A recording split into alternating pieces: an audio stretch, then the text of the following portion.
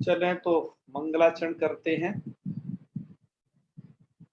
ओम सदाशिव समारंभां श्री शंकराचार्य मध्यमाम् अस्मदाचार्य पर्यन्तां वंदे गुरु परंपरां। वाक्यकारं वररुचिं भाष्यकारं पतंजलिं पाणिनिं सूत्रकारं च प्रणतोऽस्मि मुनित्रयम्। सर्वेभ्यो नमो नमः। मित्रों, हम पररूप संधि ही पढ़ रहे हैं अभी, और अच संधि में जो छात्र जिसको लेकर के सबसे ज्यादा अचंभित हुआ करते हैं, उसको आज हमने एकदम शीर्ष मोटे अक्षरों में हेडिंग में ही दे रखा है। ये आकृति गणोयम मारतंडा। यह यदि इसमें काफी हमारे यदि पूर्व अध्येता रहे हैं, अर्थात जिन्होंने लघु सिद्धांत कौमुदी का पहले अध्ययन किया है, तो उन्हें इसका पता होना चाहिए कि ये ऐसी चीज आ जाती है बीच में लघु सिद्धांत कौमुदी के जिसमें प्रायः छात्रों को व्यामोह हुआ कर जाता है, ये क्या चीज है। और कई सारे छात्र तो इस को पढ़ने के बाद कई वर्षों तक नहीं समझ पाते ये आकृति गणोयम ऐसे ऐसी ये क्या चीज आ जाती है। तो हमने आज इसमें प्रयास किया है कि हम आपको इसे समझा पाएंगे या नहीं, कितने सफल होते हैं। आइए प्रारंभ करते हैं। तो मित्रों, कल हमने आपको बताया था कि सकंध्वादी गण आपको दिखाया था कहाँ है वो। सकंध्वादी गण में कुछ शब्द पढ़े गए हैं, वह शब्द क्या क्या हैं वो आपको बताए थे। आप यहाँ थोड़ा याद यह रखिएगा कि यहाँ पर आकृति गणोयम यह दिया हुआ है, अर्थात आकृति गणोयम अर्थात यह जो है आकृति गण है। क्या कौन सा आकृति गण है? कहा ये सकंध्वादी गण है, यह आकृति गण है, यह इसका अर्थ हुआ। और इसका अर्थ बनता क्या है? आकृति गणोयम यह अलग है, ध्यान रखना। और मारतंडः यह उदाहरण है। आकृति गणोयम उसका उदाहरण है मारतंड। तो क्या चीज है, क्या कहा जा रहा है इसके माध्यम से। और आपका यह जो सकंद्वादि सुपर रूपम वाच्यम, इस वार्तिक के नीचे जो पढ़ा गया वाक्य है आकृति गणोयम के किस संदर्भ और प्रसंग में यहाँ दर्शाया जा रहा है, यह आपके लिए बताना बेहद जरूरी है। तो आइए इसका पहले अर्थ समझते हैं कि ये आकृति गणोयम का मतलब क्या है। तो देखिए यहां से आप इसे करिए अयम, ठीक है ना।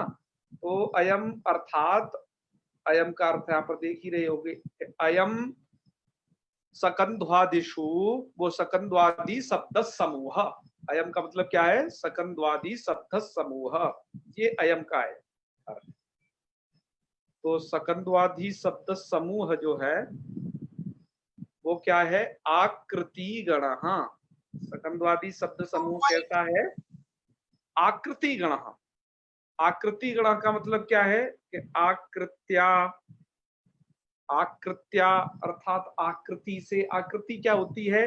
स्वरूप। आकृति को कहते हैं दूसरे शब्दों में स्वरूप।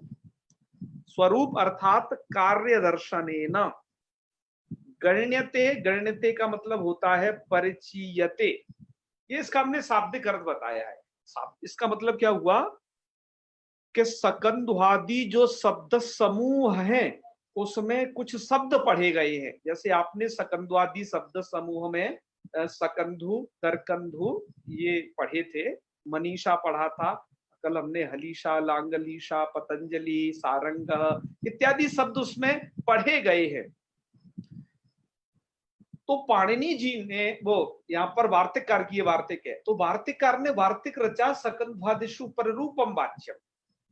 तो सकंध्वादी गण में कुछ शब्द उन्होंने पढ़ दिए। अच्छा, लेकिन शब्द तो अनंत है भाई, शब्दों की क्या सीमा हो सकती है। तो इसलिए क्या किया गया है मित्रों कि जो गण पाठ है, जो गण पाठ है, उस गण पाठ में कुछ शब्दों को तो पढ़ा, लेकिन वो शब्द तो अनंत है। तो इसलिए क्या किया गया कि गण पाठों की जो संरचना है वो दो प्रकार की है।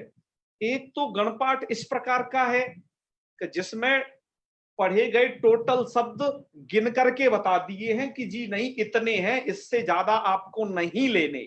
सबसे पहला प्रकार है ये, ध्यान दीजिए मैं जो कह रहा हूं, गणों में सबसे पहला यह प्रकार है कि यह इतने शब्द हैं, ठीक है। तो इस प्रकार का जो वहां पर संख्या निश्चित कर दी गई है गण में उस शब्दों की, इतने ही शब्द पढ़े गए हैं। एक तो इस प्रकार का आपको गणपाठ मिलेगा। दूसरा गणपाठ आपको किस प्रकार का मिलेगा कि जिसमें शब्दों, कुछ शब्द तो पढ़े और कुछ शब्द पढ़ने के बाद शब्दों की संख्या निश्चित नहीं की, बल्कि उनके उन गण पाठ, जो जो गण हैं उन गण पाठ के बाद में एक शब्द ऐड कर दिया कि आकृति गणोयम। यदि यह शब्द ऐड है किसी अन्य गण पाठ के नीचे, तो आप ये समझ लेना कि उनकी संख्या निश्चित नहीं है, बल्कि इस टाइप के और भी शब्दों का समावेश उस गण में जान लेना। यदि आपको काव्य शास्त्र इत्यादि पढ़ते हुए वहां पर वैसे शब्द मिल जाए तो उनका समावेश आप यहां जान लेना। बात आ रही होगी शायद समझ में। जैसे मैं आपको उदाहरण देता हूं, जैसे सकंद्वादी आकृति गण है, लिखा है ना आकृति गणोयम, अयम अर्थात सकंद्वादी शब्द समूह आकृति गण। आकृति गण मतलब आकृत्या गण्यते, आकृत्या गण्यते मतलब स्वरूपेण कार्य दर्शनेन परिचीयते, अर्थात जहां पर पररूप कार्य हुआ दिखाई दिया। जैसे यहां पर कुछ शब्द पढ़े, यहां पर कुछ सकंदु करकंदु इत्यादि शब्द पढ़े, लेकिन सकंदवादी गण में मारतंडा को नहीं पढ़ा, मतलब मारतंडा रह गया, इस प्रकार के और भी शब्द कुछ रह गए हैं। तो क्या कर लेना चाहिए कि मुनि ने उतने शब्द तो पढ़ दिए लेकिन उसके नीचे लिख दिया आकृति गण। तो इसका मतलब आप समझिए कि आपको पुराणों में, काव्यों में, शास्त्रों में, अर्थात शिष्ट परंपरा में, शिष्टों के द्वारा प्रयुक्त संस्कृत में जो जो इस प्रकार के शब्द दिखाई दें कि जिनमें पररूप कार्य हुआ आपको दिखाई दे, क्या दिखाई दे, कौन सा कार्य, पररूप वाला कार्य दिखाई दे, तब आप समझ लीजिएगा, तब आपको क्या समझना है कि क्योंकि ये तो आकृति गण है सकंदवादी, तो पररूप हुआ कार्य किसी शब्द में दिखाई दिया तो आपको ये मान लेना है कि नहीं, इसका पाठ कहां पर रख लो, सकंदवादी गण में रख लो, ऐसा आपको मान लेना चाहिए। इसका हमने भाव दिया है, भाव लिखा है नीचे कि ऊपर वाली शब्दावली का भाव क्या बनता है। तो अस्य भाव से नीचे लिखा है कि एते एव शब्दाः अत्र गणे निर्दिष्टा इत्येवं नियमो नास्ति, कि इतने ही शब्द इस गण में पढ़े गए हैं, अर्थात जहां पर आकृति लिखा हुआ है कि ये गण यदि आकृति गण है, यदि ऐसा लिख दिया तो फिर वहां पर क्या है, एते शब्दाः अत्र गणे निर्दिष्टा इति नियमो नास्ति, ऐसा फिर नियम नहीं बन पाएगा कि नहीं इतने ही शब्द हैं। तो क्या होगा, किंतु यत्र शब्दे पररूपम दृश्यते, जहां पर शब्द में पररूप दिखाई दे, किंतु तद विधायकम शास्त्रम नास्ति, तद विधायक कोई शास्त्र अर्थात कोई सूत्र दिखाई नहीं दे, तब आपको क्या समझ लेना है कि इस प्रकार के शब्द को, इस प्रकार का शब्द जैसे यहाँ मातंड दिया हुआ है तो सकंद्वादी गणे बोध्या, उसका पाठ आपको सकंद्वादी गण में जान लेना चाहिए। अब मित्रों, हम आपको वो सब चीज दिखाना चाहते हैं कि सकंद्वादी गण है कहाँ, ये आकृति गण कैसे हैं, क्या कुछ गण आकृति गण नहीं होते, क्या उनमें पढ़े गए शब्द जितने बताए जाते हैं उतने ही होते हैं, इस सब को अब हम क्रमशः देखते हैं। हमने यहाँ पर स्क्रीनशॉट आप लोगों के लिए मंगाया है मेधा जी से, तो आप इसे देखें। अब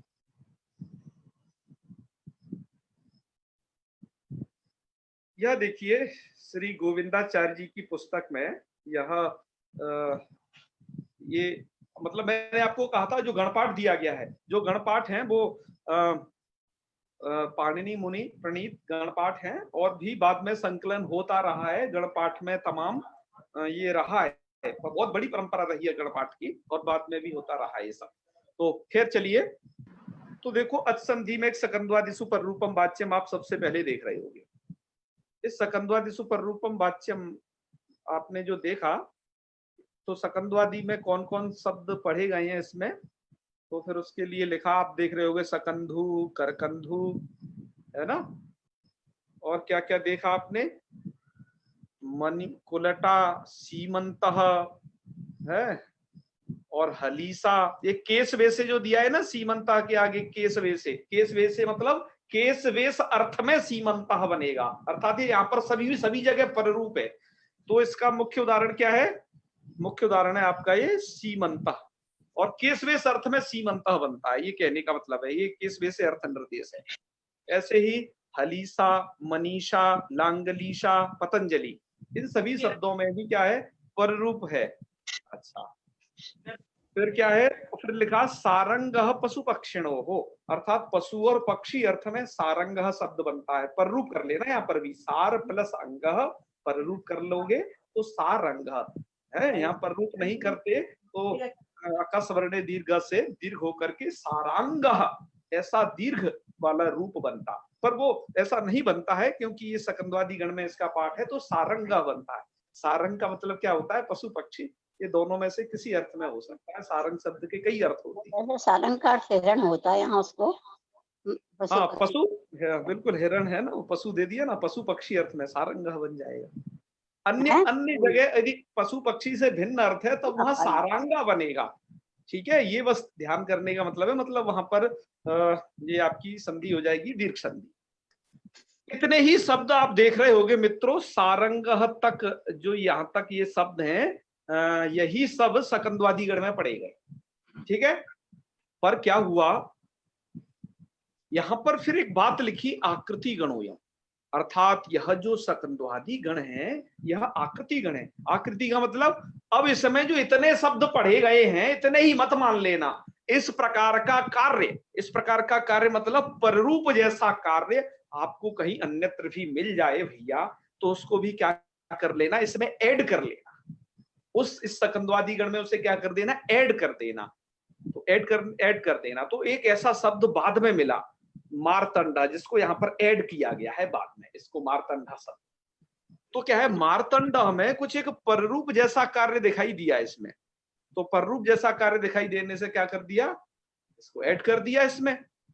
क्यों, क्योंकि ये आकृति गण है, क्या है ये, आकृति गण है, ये ध्यान रखना। हर गण आकृति गण नहीं होता, ये भी ध्यान रखना। जैसे आप अगला देख रहे होगे, सर्वादीनी सर्वनामानी, तो इसमें सर्वादी गण की बात की गई है, तो सर्वादी गण देखो नहीं लिखा है वहां पर, तो साफ लिखा है कि ये सभी सर्वादी है, भवतु किम, यहाँ तक लास्ट है, ये सब, इसके बाद में आकृति गण नहीं लिखा है। इसका मतलब इसमें जो जितने भी शब्द पढ़े गए हैं, जितने भी, उतने ही बस लेने हैं, उससे ज्यादा तुम नहीं ले सकते हो। तो जो मैंने आपको बताया कि गण परंपरा दो प्रकार की है, एक तो गणों में कुछ इस प्रकार के गण हैं जो आकृति गण है, और दूसरा इस प्रकार के गण है जो आकृति गण नहीं है।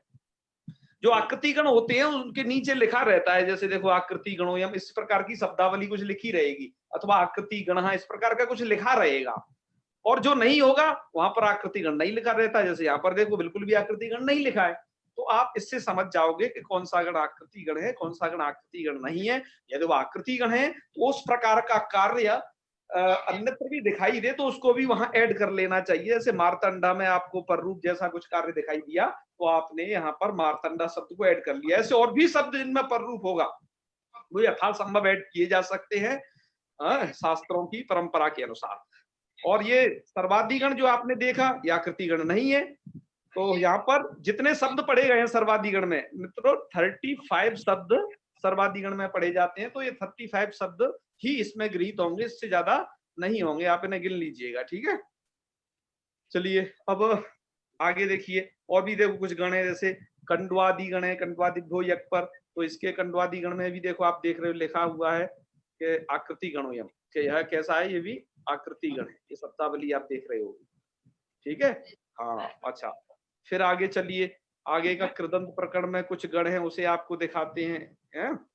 देखो नंदादि, नंदादि गण लिखा है, नंदा नंदी गरीब चादिव्यो लुण्यचा, यहाँ पर नंदादि गण में देख रहे होगे ये शब्द इतने सारे शब्द है, यहाँ पर इतनी नंदादि लिख दिया, मतलब आकृति गण नहीं लिखा, तो इसका मतलब ये जितने पढ़े गए हैं उतने ही है, इससे ज्यादा नहीं है, ठीक है। ये नंदादि गण आपने समझा।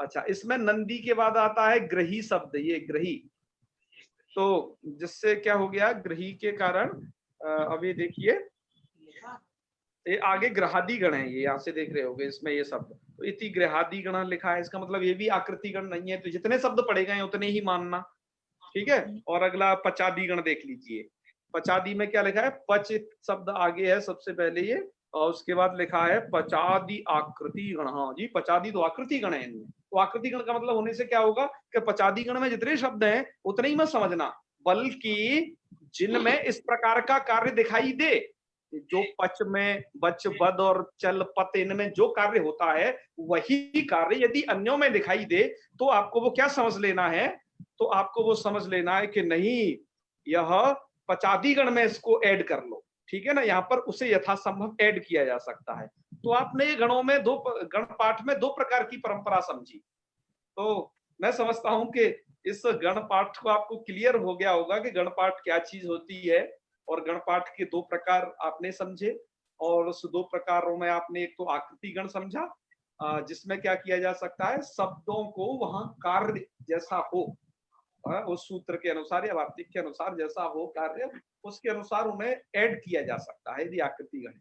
और यदि वो आकृति गण नहीं है तो आप वहां पर अन्य किसी शब्द को जो वहां पढ़े गए हैं उनके सिवा किसी अतिरिक्त को ऐड नहीं कर सकते, यही कहने का तात्पर्य है।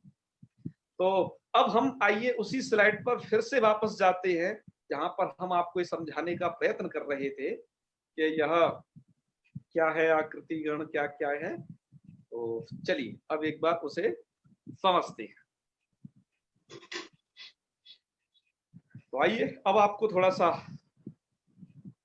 और क्लियर मैं समझता हूं हुआ होगा ये, एक बार अपन देखो तो यार समझ में आ गए। यहाँ पर है अयम, अयम अर्थात सकंद्वादी शब्द समूह आकृति गणा इत्युक्ते आकृत्याः स्वरूपेण कार्यदर्शेण गण्यते, मतलब परिचीयते, वो आकृति गण कहलाता है।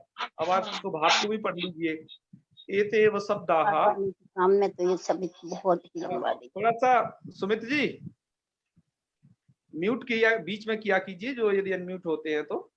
जी जी आचार्य जी जी। अस्य भाव है, इसका भाव ये है कि एत एव शब्दम, जो आकृति गण का मतलब क्या होता है वो बताया गया है। तुम इस पे ध्यान दो, कुछ अंदर क्या होना चाहिए, लेकिन हो एक नहीं। मिनट दो।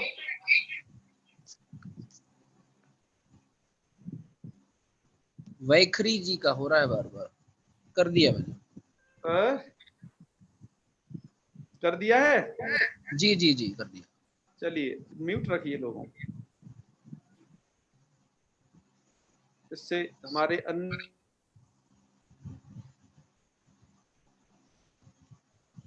चलिए ओके जी। एतेव शब्दा अत्र गणे निर्दिष्टा इत्येवं नियमो नास्ति, किंतु यत्र शब्दे पररूपम दृश्यते तद विधायकम शास्त्रम नास्ति ससकंद्वादी गणे बोलता है। ठीक है, ये मेरी आवाज डबल क्यों आ रही है मुझे, आप एक बार म्यूट करता हूं।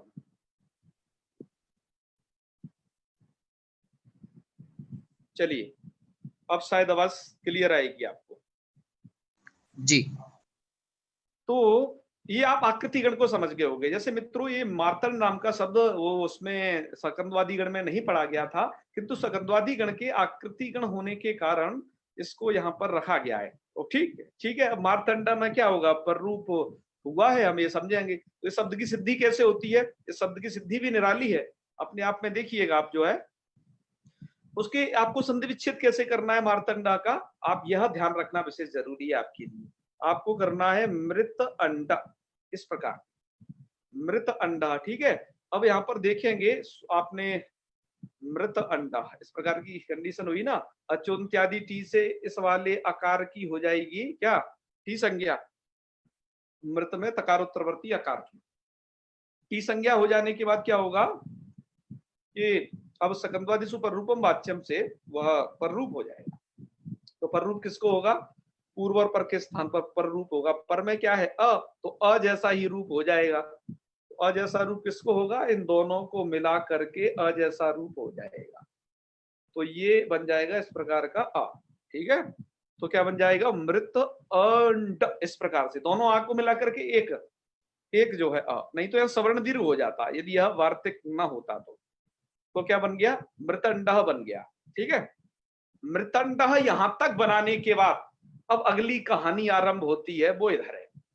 यहां तक की कहानी आप समझ सकते हैं आराम से, मृतंडः तक की। और अगली कहानी क्या है मित्रों, यह मृतंडः शब्द एक आगे प्रकरण आपको इस लघु सिद्धांत कौमुदी में मिलेगा, तद्धित प्रकरण। उस तद्धित प्रकरण में यह मृतंडः से क्या कैसे बनता है,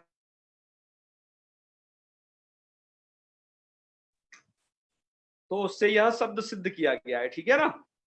तो जैसे अब क्या करना है, मृतंडः बना लिया तो आप ये कोई सी भी 3 विग्रह कर सकते हो, फर्स्ट, सेकंड और थर्ड। ये हमें 3 प्रकार की विग्रह मिली कि इन विग्रह में यह मार्तंडः शब्द बन सकता है। तो विग्रह क्या चीज होती है ये, कि इस मार्तंडः के अर्थ को कहने के लिए ये जो विग्रह की जाती है, मतलब उसके अर्थ को बताने के लिए जो वाक्य प्रयोग किया जाता है वो विग्रह होता है। तो हम मृतंडः से क्या बनाना है, हमें मार्तंडः।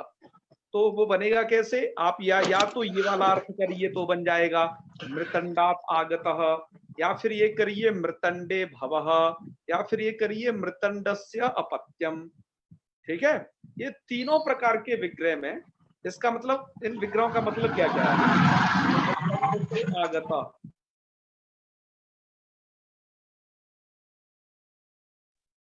जी, मृतंडः से आया हुआ, तो क्या हो जाएगा वो मार्तंडः, मार्तंडः बन जाएगा। मृतंड क्या होता है, तो कहते हैं कि जी मृत मतलब मरा हुआ, अंडः मतलब अंडा, तो उससे आया हुआ जो होगा उसे मार्तंडः कहेंगे। या फिर मृतंड में होने वाली कोई चीज है तो उसे मार्तंडः कहेंगे। किसी किसी का मत ये है कि मृतंड नाम के कोई ऋषि हुए, ये तीसरा मत है, मृतंड नाम के कोई ऋषि हुए और उन मृतंडस्य अपत्यम, उन मृतंड ऋषि का जो अपत्य है वो मार्तंडः कहलाएगा। और मित्रों मार्तंडः आप जानते ही हैं सूर्य को कहते हैं, तो सूर्य का नाम है मार्तंडः। तो ये मृतंड से मार्तंड बनने में हुआ क्या, तो मित्रों मृतंड में जो ये री है, यहाँ पर ध्यान से देखिए, मृतंड में क्या है, री है शुरुआत में। इस री को एक सूत्र आपको वहीं पर पढ़ने को मिलेगा, ये तद्धिते स्वचामादे। इस सूत्र के द्वारा री को आर वृद्धि हो गई, आर वृद्धि हो जाएगी तो जब आप उसे मिलाएंगे, है ना, तो ये मार्तंडः बन जाएगा। तो यहाँ पर क्या हुआ, आर वृद्धि हुई और ये त है, ये र के बाद त आ जाएगा, आर वृद्धि होने के बाद ये त र के बाद आ जाएगा, तो इस ता को क्या हो जाएगा, द्वित्व हो जाएगा।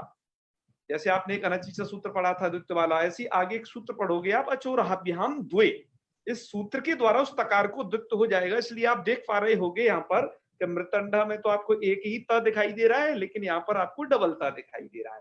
तो यहाँ पर ये 2 कार्य बढ़ गए हैं। और यहाँ पर किन्हीं किताबों में एक ता वाला भी रूप है, तो वो भी घबराए नहीं, वो एक ता वाला भी ठीक है, और 2 ता वाला चौराभ्याम द्वे से द्वित्व होने के कारण, क्योंकि वो वैकल्पिक द्वित्व करता है, इसलिए वह भी रूप ठीक है।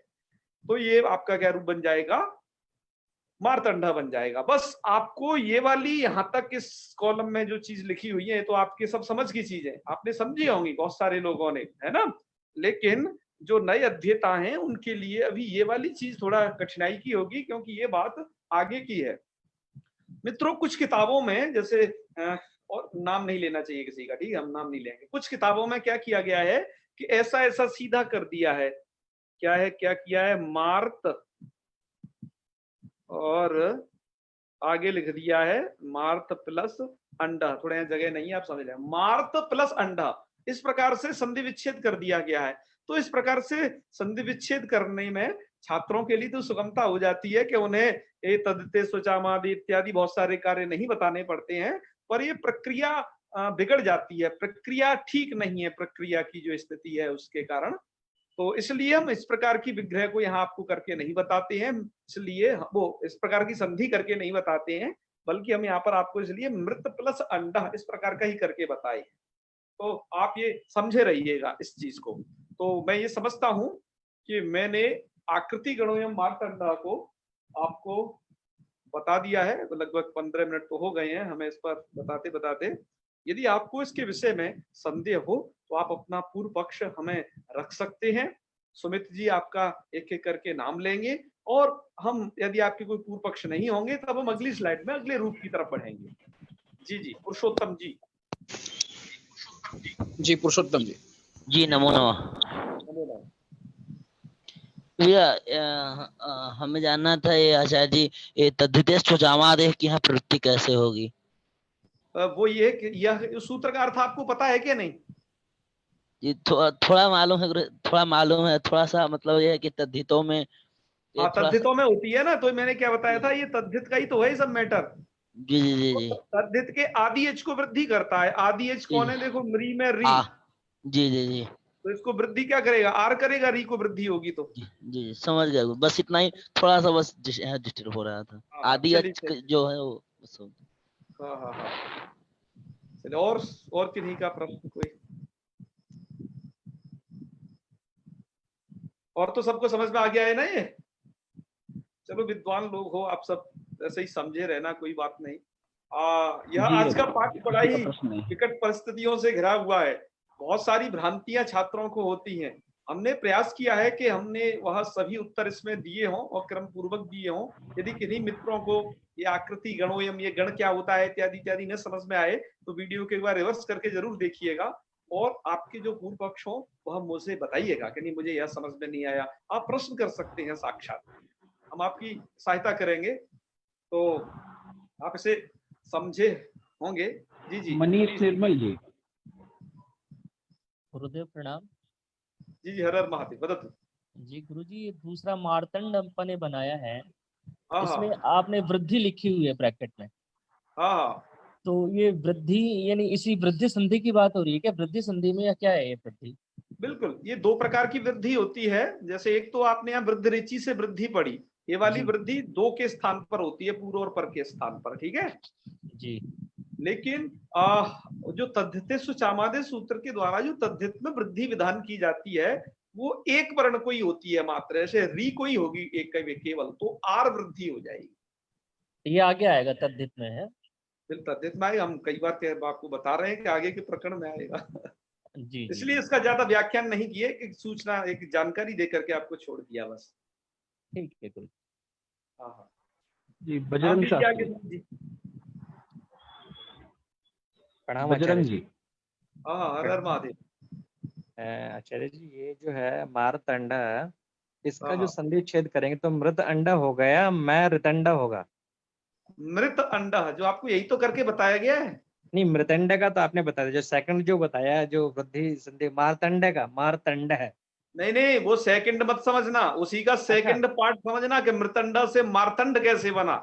अच्छा, हमने ये वो जो नहीं बताया तद्धित। कि मृतंड का ये होगा, मारतंड का ये होगा। मृतंडा ओके। जब बन गया, मृतंडा शब्द से मारतंड शब्द की सिद्धि कैसे होगी, इसलिए वो अगला कॉलम दिया हुआ था, क्योंकि वो तद्धित का पूरा कार्य है, इसलिए बनाइए, इससे ही है ये सब। अच्छा अच्छा अच्छा, ये मृतंडे का ही मारतंडा हुआ है आगे। मारतंडा बना कैसे बना, तो वो 3 विग्रह लिखी हुई है उसमें दूसरे कॉलम में, जी जी और जी। एक सूत्र लिखा हुआ है, तद्धिते सुचामादे से वृद्धि होकर के ये बन गया है।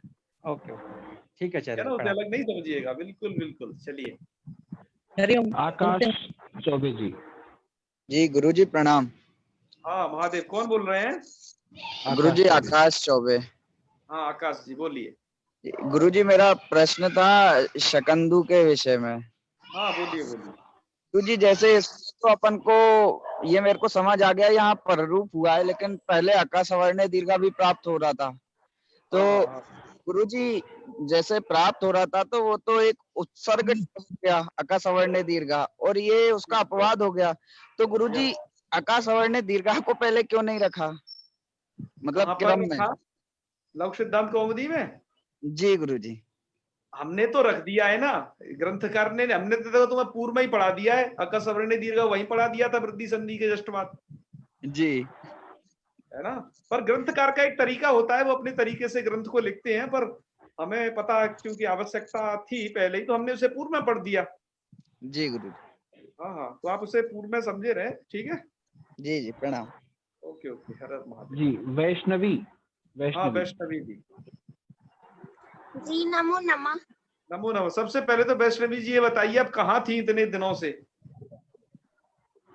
जी सर घर में कुछ पूजा चल रहा था, इसी वजह से नहीं कर रही थी, लेकिन कुछ बोल नहीं पा रही थी। हाँ, बोल नहीं पा, चलिए अच्छा है। नहीं मैं फिर भी चेक करता रहता हूँ कि कौन है, कौन बोल पा रहे हैं, कौन नहीं। तो खैर चलिए, कोई बात नहीं, आप प्रतिदिन सुने जो है। हाँ हाँ जी, बताइए अपना प्रश्न। सर ये आकृति गणोयम एक बार और बता दीजिए ना। एक बार और बता दें, इसके लिए तो आप रिवर्स सोच सकते हैं। आकृति गणोयम का मतलब नहीं, शॉर्ट में बता। अच्छा, शॉर्ट में बता दें, चलो आपके लिए एक शॉर्ट और प्रस्तुत करते हैं कि आकृति गणोयम का मतलब है जो गण है लघु सिद्धांत कौमुदी में जो गण हैं वो गण दो प्रकार के होते हैं। एक प्रकार यह है कि वो आकृति गण होते हैं और दूसरा प्रकार यह है कि वो आकृति गण नहीं होते, मतलब अनाकृति गण है। वो जो आकृति गण होते हैं उसमें क्या कंडीशन होती है कि आकृति गण में जो माना कि यह एक सकंदवादी गण आकृति गण है, तो आकृति गण में जितने शब्द वहां पर पढ़े, अपनी किताब उठा के देखिएगा, उतने मत मानना, बल्कि और भी इस प्रकार के शब्द जिसमें सकंदवादी वाला कार्य होता हुआ आपको दिखाई दे। सकंदवादी वाला कार्य क्या है? पररूप कार्य। तो उसको भी क्या कर लेना, उस प्रकार के शब्द को भी ऐड कर लेना। जैसे मैंने आपको बताया कि मार्तंडा शब्द को ऐड किया गया इसमें, इस गण में बाद में। क्यों? क्योंकि इसमें पररूप कार्य दिखाई दिया, उसे ऐड कर लिया। इसी प्रकार से और भी शब्द पररूप के लिए इसमें ऐड किए जा सकते हैं यथासंभव। यह है आकृति गण का मतलब। ठीक है जी? ठीक है। हाँ, चलिए जी, बहुत बहुत धन्यवाद। आपने बढ़िया प्रश्न पूछा और एक छोटा सा उत्तर आपको मिला होगा। श्याम सुंदर जी। हाँ, श्याम सुंदर जी। बड़े भैया प्रणाम करता हूँ। महादेव महादेव। ये जो शकंदवादी जो गण है, हाँ, इनमें शकंधु, करकंधु और मनीषा, हाँ, यह गणपाठ इसमें पढ़े हैं, मतलब जो शब्द बने हैं इसमें। ये जो शकंदवादी गण है ये आकृति गण है। आकृति गण है, बिल्कुल। हाँ, तो इसी में मतलब जो आकृति गण है तो माने और रूप भी इसमें होंगे। हाँ, और रूप भी है ना, ये हमने दिखाए थे और भी सारे। तो यदि इसमें अगर का मतलब इतने तो हैं ही, इसके अलावा और भी एक ऐड है, जैसे मार्तंड ऐड कर दिया। हाँ, तो उसी में एक मार्तंडा है इसमें है। यदि यह सकंदवादिषु गण यदि नहीं कहते तो शायद मार्तांडा बन जाता ना। मार्तांडा, बिल्कुल, यहाँ पर वृद्धि हो जाती। इसको आकृति गण मानने से ये हो गया कि जो आकृति गण मानने से ही ये जो था उसे बाद में इसमें ऐड कर लिया गया कि हाँ ये इसमें ही माना जाएगा, क्योंकि इसमें पररूप होता दिखाई दिया। इसलिए यदि यहाँ आकृति गण नहीं कहते और सकंदवादी गण ही केवल कह देते तो यहाँ केवल मार्तांडा बन जाता। तो जितने शब्द पढ़े गए उतने ही गिने जाते। मैंने बताया ना, सारंग तक गिने जाते बस। जी जी जी के बाद कुछ नहीं। जब आकृति गण नहीं लिखाई वहां पर लिखा, तब तो ये समझ लेना कि इतने शब्द पढ़े हैं, इतने ही है, इससे ज्यादा गृहित कर नहीं सकते। हमने सर्वाधिक गण को बताया, सर्वाधिक 35, तो 35 उससे ज्यादा नहीं हो सकता। जी जी, माने आकृति गण माने इनके जैसे और भी गण हैं। आकृति गण का मतलब है, देखो यह देखो एक बार और समझिए जी, कि यदि किसी गण के नीचे आकृति गण लिखा है तो इसका मतलब यह समझिए कि उसमें पढ़े गए शब्द उतने ही नहीं है, बल्कि उस प्रकार का कार्य, जैसे यहाँ तो पररूप कार्य है, अलग अलग सूत्रों के द्वारा अलग अलग कार्यों का विधान होगा जी, तो वहां जिनमें पररूप कार्य दिखाई दे तो यहाँ पर वो नहीं पढ़ा गया है, भले ही फिर भी उसे समझ लो कि नहीं वो इसी का भाई है, भटक गया है कहीं। जी जी जी जी, ठीक है ना? जी जी जी जी, समझ गया जी। धन्यवाद, इतना ही। हर हर महादेव। हर हर महादेव। हर्ष मिश्रा जी। हर्ष मिश्र जी। जी गुरुजी क्षमा चाहूंगा, वो मैं लोअर हैंड करना भूल गया। वो वैष्णवी जी और श्याम सुंदर जी से ही मेरा भी डाउट क्लियर हो गया।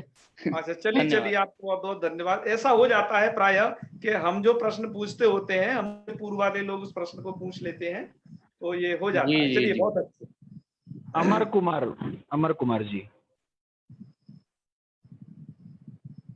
महोदय नमो नमः। जी नमो नमः। महोदय मेरा प्रश्न ये है कि जो पररूप है उसको तो जब संधि विच्छेद करेंगे तो दीर्घ क्या बात कर रहेगी कि मतलब कि और कोई संधि आएगी उसमें? संधि विच्छेद करेंगे जो हो जाए दीर्घ वहां नहीं होगा ना, वो तो ह्रस्व वाला पाठ होगा, ह्रस्व वाला। जैसे आपने संधि विच्छेद किया, सकंधु, संधि विच्छेद क्या किया, सका अंधु, ऐसा किया नहीं, सक और अंधु इस प्रकार के शब्दों का ही होगा।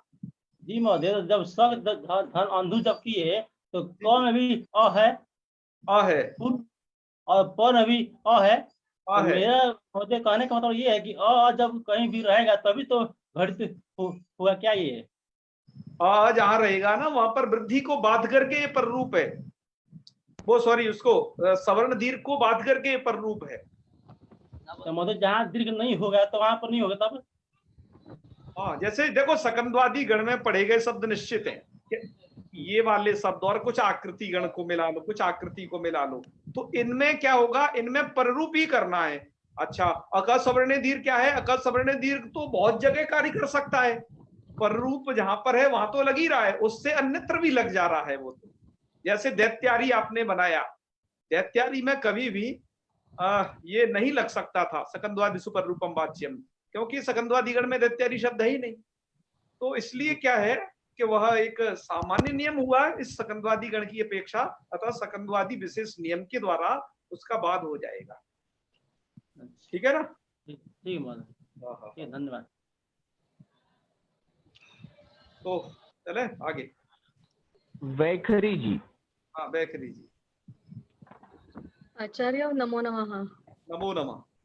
ये जो अभी आपने बताया कि शकंदवादी गण ये आकृति गण है, और दूसरा जो है वो जो आकृति गण नहीं है, तो इसमें ये कैसे समझे, इसमें थोड़ा कंफ्यूजन है कि ये मतलब आप थोड़ा सा अगर एक आधा उदाहरण देके ये समझा पाए कि आकृति गण के ये है और जो आकृति गण नहीं है उसके उदाहरण तो ये मैंने है। आपको बताया था वहीं उसको दिखाते वक्त, जब आपको वो गणों की फोटो दिखाई थी, तो कि जो आकृति गण होगा उसके नीचे लिखा रहता है इति आकृति गण, जैसे उसके नीचे लिखा था आकृति गणोयम। जो तो आकृति ऐसा गण नहीं लिखा होता, ही रहता है क्या? ऐसा नहीं होता कि उसके नीचे नहीं लिखा है? नहीं लिखा रहता है, आपको वहां मिल जाएगा लिखा हुआ, आजकल ये सुगमता है। अच्छा, तो उससे आप समझ पाएंगे बहुत आसानी से कि हाँ यह आकृति गण है। अच्छा, ठीक है ना? वो लिखा रहता है आजकल तो रहेगा मेंशन, तो ठीक है कैसे ना? समझे? आजकल तो ये लिख दिया गया है, तो आप समझ लेना जिसके नीचे लिखा हुआ अच्छा ये आकृति गण है, बस आपको पता होना चाहिए हाँ ये आकृति गण है। बस वो पता कैसे होगा? वहां पर लेखनी से, वहां पर लिखा हुआ है सब, मैंने आपको दिखाया भी था उस फोटो में। नहीं, पुस्तक में लिखा है, लेकिन अगर कोई उसके अतिरिक्त आता है तो वो गण आकृति गण है या नहीं है? शकंदवादी गण तो ठीक है, जो गण अभी आपने पुस्तक में दिखाए हम लोगों को, तो वो तो सब फिर याद करने पड़ेंगे क्या? उसको कैसे समझ ले? आपको इसलिए गण पाठ भी याद करना होता है, पर अब गण पाठ आपके लिए चूंकि याद करना संभव नहीं है, क्योंकि उसमें तो शब्द शब्द लिखे हैं जी, उस शब्दों को याद करना कठिन होता है पद्य की अपेक्षा जी। इसलिए इस बात को ध्यान में रखते हुए कोई 11वीं या 12वीं शताब्दी में एक विद्वान हुए, क्या नाम था उनका, जैन संप्रदाय के थे वो जी, उन्होंने ग्रंथ लिखा गणरत्न महोदधि करके। जी, क्या क्या ग्रंथ का नाम था? गणरत्न गणरत्न महोदधि। महोदधि। उस गणरत्न महोदधि में क्या है कि वो सबसे पहली बात वो पोएम में लिख दिया इस सब चीज को, श्लोकबद्ध, जी, इस सबको श्लोकबद्ध कर दिया है। तो हम उस श्लोक को तो आसानी से याद कर सकते हैं। अच्छा, ठीक है ना? तो वो कहा उसका क्या सूरी करके कुछ नाम था, मुझे भी याद नहीं आ रहा है, तो वो वहां से याद करने में बहुत आसानी होगी उनके अनुसार। ठीक है, और ये भी अब पुस्तकों में एकदम सिद्ध कर दिया गया है कि ये आकृति गण है या आकृति गण नहीं है, ये तरीका आपको पता चल जाएगा। जहाँ विवाद है तो वो भी पता चल जाएगा कि यहाँ क्या है। जी, जी, ठीक है, धन्यवाद, धन्यवाद। ओके ओके, ठीक है, चलिए। तो अब हम आगे की छोटी सी एक स्लाइड और देखेंगे। जी आचार्य। आइए, अब हम आपके जो चिर प्रतीक्षित बहुत दिनों से आप जो प्रश्न करते आ रहे थे वो सब अब चीजें आ रही हैं यहाँ पर। तो ये है, अब अगला सूत्र है आपका उमांगोश। ये भी पररूप संधि ही है, आपकी पररूप संधि चल रही है लगातार यही पररूपम से ही, और उसमें एक सकंदवादी गण में आपने सकंदवादी पररूपम वाच्य पढ़ ही लिया था, वही उमांगोष्या पढ़ोगे। उमांगोष्या में क्या है? सूत्र का अर्थ क्या है? ओमी आंगी चात परे, चात परे च अत, चात में क्या कर दिया? सवर्ण दीर्घ कर दिया, च अत मतलब अत अर्थात अवर्णात, अत का अर्थ यहाँ पर अवर्णात है। ठीक है ना, अपरकरण नहीं है ज्यादा। तो अवर्णात परे पररूप में एकादेश, तो कहने का मतलब क्या हुआ, इस अवर्णात को चात को पहले लगाओ यहाँ, तो अर्थ बन जाएगा अवर्णात ओमी आंगी परे पर रूप में एकादेश अस्या, या आंग परे हो तो पर रूप हो जाता है। तो आप इस डायग्राम में देख पा रहे हो, ये है अवर्ण, अवर्ण से क्या परे होना चाहिए, इनमें से कोई ओम परे हो या आंग परे हो। ध्यान रखना, ओम में तो पूरा ऐसा आपको दिखाई देगा, आंग में केवल आपको आ दिखाई देगा मात्र, बस, ठीक है ना, वहां न जो है चला जाता है, ये बस ध्यान रखना है यहाँ पर। तो चलिए एक इनका उदाहरण देख लेते हैं। शिवाय ओम नमः, ठीक है, जो ओम नमः शिवाय पढ़ते हो ना, उसको थोड़ा इस तरीके से कर लो, शिवाय को पहले ले लो और ओम नमः को इधर रख लो। संस्कृत में कैसे भी किया जा सकता है सुविधा के अनुसार। तो यदि कोई ऐसा प्रयोग करता है शिवाय ओम नमः, तो शिवाय में अवर्ण आप देख ही रहे हो, अवर्ण से यहाँ पर क्या परे है, ओम परे है, तो क्या हो जाएगा, अवर्ण से ओम परे हो या अंग परे हो, दो कंडीशन में सूत्र लगता है, बस ध्यान रखना। हर सूत्र की कंडीशन अलग है, एक दूसरे की शर्त में नहीं घुसता है, वो अलग अलग जगह लगते हैं। तो अवर्ण से यहाँ पर क्या परे है, आपका ओम परे है, देखो अवर्ण से ओम परे है, तो पूर्व पर के स्थान पर क्या हो जाएगा, पर रूप में एकादेश हो जाएगा, तो पर जैसा रूप हो जाएगा। तो पर में क्या है भैया, ओम है पर में, तो पर जैसा ही रूप बन जाएगा दोनों का मिलकर के। तो अ और ओ ओम दोनों मिलकर के क्या बन गए, ये ओम ही बन गए। तो ये ओम ही बन गए, तो जब आपने इसे मिलाया तब ये क्या बन जाएगा, तब बन जाएगा ये ओम, ऐसा शिवायोम नमः, इस प्रकार का बन जाएगा। ओके, तो आपको अच्छा हमने यहाँ दो लिखे हैं, अर्थात एक तो जहां पर ये ओम में आपको ये बिंदी दिखाई दे रही होगी, ये ओम बिंदी, इसको बोलते हैं अनुस्वार। इस अनुस्वार को जब परसवर्ण नहीं हुआ, अर्थात अनुस्वार ही रहा, तब तो पहला रूप बनेगा शिवाय ओम नमः। और जब इस अनुस्वार को, जो बिंदी दिखाई दे रही है, इसको परसवर्ण हो गया, ये परसवर्ण वाली संधि मित्रों आप हल संधि में पढ़ोगे कि अनुस्वार के साथ क्या क्या हो जाता है, अनुस्वार किस किस चीजों में बदल जाता है। तो शिवायोम नमः में जो अनुस्वार था वो न में बदल गया, इसलिए आप शिवायोम नमः में डबल नकार देख रहे होगे, शिवायोम नमः। तो ये दोनों प्रकार के पाठ आपकी लघु सिद्धांत कौमुदी में मिलते हैं। यदि दोनों प्रकार के पाठ हैं तो दोनों प्रकार के पाठ शुद्ध पाठ हैं, ठीक है ना। तो आपको घबराना नहीं, किसी किताब में ऐसा पाठ होगा तो वहां पर तो अनुस्वार कर लिया है, उसको परसवर्ण नहीं किया गया है, और जब ऐसा है तो यहाँ पर अनुस्वार को परसवर्ण कर लिया गया, बस इतना ही भेद है। तो चलो ये ये पर रूप संधि आप समझ गए होंगे। इसके बाद मित्रों ओम का उदाहरण, जी आपका प्रश्न अभी लेते हैं। ओम का उदाहरण तो आपने पढ़ा, ये है, और आंग का उदाहरण हमने यहाँ पर आपकी किताब में नहीं लिखा, वो वाला दिया है। किताब में तो कुछ दूसरा लिखा है, शिव ही वगैरह, शिव ही, उसकी कहानी, उसकी घटना तो आपको कल बताएंगे हम, उसकी क्या घटना है। बाकी आंग परे का उदाहरण है आलय। आलय का जो आ है मित्रों, ये आ जो है किसका है, आंग का आ है, आप ये समझ लें, आंग का आ है ये। तो इसलिए यहाँ पर क्या हो जाएगा मित्रों, यहाँ पर ये सवर्ण दीर्घ भी प्राप्त है, सवर्ण दीर्घ को बात करके यहाँ पर क्या हो गया, पर रूप, पर जैसा रूप हो गया। तो पर में क्या है, आ, पर में आ है, तो यहाँ पर भी बन जाएगा आ, दोनों का मिलकर के क्या बन जाएगा, मतलब इस वाले आ जैसा रूप हो जाएगा, पर वाले आ जैसा रूप, तो क्या बन गया, आ लय बन गया। तो मित्रों आप यहाँ सवर्ण दीर्घ करोगे, रूप तो वही बनेगा, और चाहे पर रूप करोगे तो बाद में पर जैसा रूप आ है तो वो भी पर रूप एकादेश होकर के आ बनेगा, बनेगा विद्यालय ही। पर न्याय क्या है, न्यायतः करना क्या चाहिए, यहाँ पर ये विचार है। तो न्यायतः आप यहाँ देखेंगे, बाध्य बाधक भाव देखोगे सूत्रों का, तब आपको पता चलेगा कि नहीं, यहाँ पर उमांग गोष्ठा का सवर्ण दीर्घ को बाध लेता है आंग के विषय में। तो चाहे आपका विद्यालय हो, देवालय, कुछ भी हो, ये सभी प्रकार के आलय जो है, इस पररूप संधि यहाँ आंग के उदाहरण होंगे और जगह के उदाहरण नहीं होंगे। इसलिए हमने विद्यालय को यहाँ देना उचित समझा, इसलिए कि एक नई परंपरा का विकास हो, ठीक है।